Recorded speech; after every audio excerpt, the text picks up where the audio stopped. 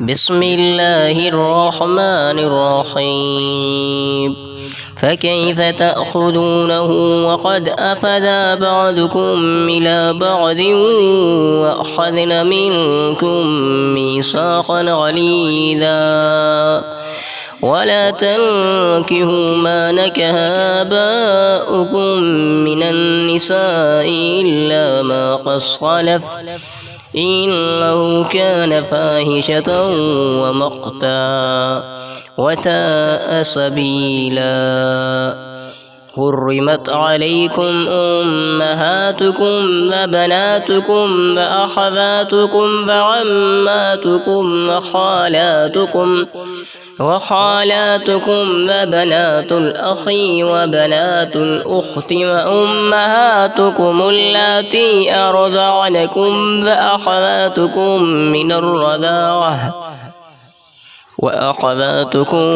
من الرضاعة وأمهات نسائكم وربائبكم اللاتي في حجوركم من نسائكم اللاتي دخلتم بهن فإن لم تكونوا دخلتم بهن فلا جناح عليكم آلائل وأبنائكم الذين من أصلابكم